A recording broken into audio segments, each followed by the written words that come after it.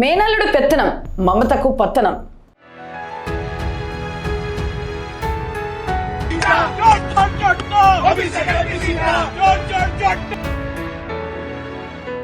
పశ్చిమ బెంగాల్ ప్రజలందరితో దీదీ అని ఆప్యాయంగా పిలిపించుకున్న మమతా బెనర్జీ రాజకీయ ప్రస్థానంలో ఊహించని మలుపు చోటు చూసుకుంది.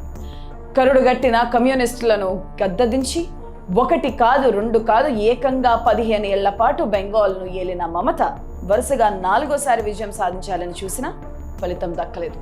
ప్రజా వ్యతిరేకత, అవినీతి ఆరోపణల మధ్య బెంగాల్ ఓటర్లు ఈసారి బీజేపీకి పట్టం కట్టారు. అసలు దీదీ కోట ఎందుకు కూలిపోయింది? బెంగాల్ ప్రజలు ఆమెను ఎందుకు తిరస్కరించారో ఇప్పుడు చూద్దాం.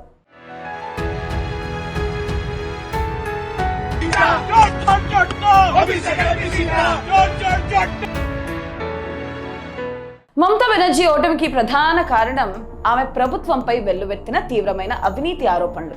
రాష్ట్రంలో కట్ మనీ సంస్కృతి విచ్చలవిడిగా పెరిగిపోవడం, వరుసగా బయటపడ్డ కుంభకోణాలు ప్రజల్లో తీవ్ర అసహనాన్ని కలిగించాయి. దీనికి తోడు పార్టీలో ప్రభుత్వంలో ఆమె మేనల్లుడు అభిషేక్ బెనర్జీ మితిమీరిన పెత్తనం మేనత్త పతనానికి పునాది వేసిందని సొంత పార్టీ నేతలే ఆరోపిస్తున్నారు. కౌంటింగ్ కేంద్రం వద్ద అభిషేక్ బెనర్జీని చూసి బీజేపీ కార్యకర్తలు చోర్ చోర్ అంటూ నినాదాలు చేయడం పరిస్థితి తీవ్రతకు అద్దం పడుతుంది. మహిళలపై అఘాయిత్యాలు పెరగడం కూడా దీదీకి మైనస్ అయింది.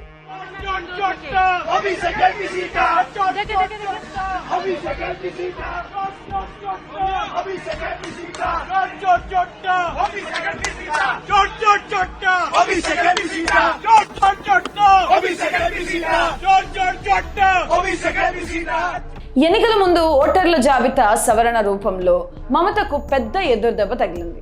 రాష్ట్రంలో దాదాపు 90 లక్షల ఓట్లను ఎన్నికల సంఘం తొలగించడం టీఎంసీని దెబ్బతీసింది. తొలగించిన వారిలో మెజార్టీ ఓటర్లు టీఎంసీ మద్దతుదారులేనని మమత సుప్రీంకోర్టు వరకు వెళ్లినా ప్రయోజనం లేకపోయింది. మరోవైపు ఒకప్పుడు పారిశ్రామిక కేంద్రంగా ఉన్న బెంగాల్లో పరిశ్రమలు మూతపట్టడం, యువత ఉద్యోగాల కోసం ఇతర రాష్ట్రాలకు వలస వెళ్లడం తీవ్ర ప్రభావం చూపింది. ఉపాధి లేక విరక్తి చెందిన యువత ఈసారి మార్పు కోరుకుంటూ బీజేపీ వైపు మొగ్గు చూపారు.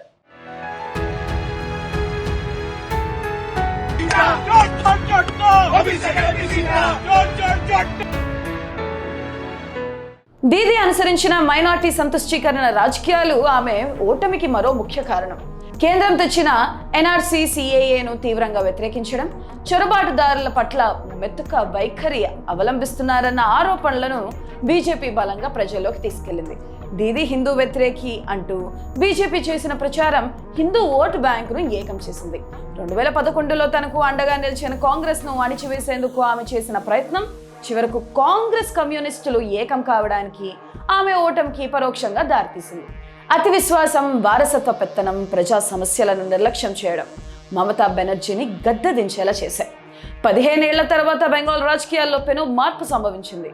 మరి బీజేపీ పాలనలో బెంగాల్ తన పూర్వ వైభవాన్ని సంతరించుకుంటుందా? పరిశ్రమలు తిరిగి వస్తాయా అన్నది వేచి చూడాలి.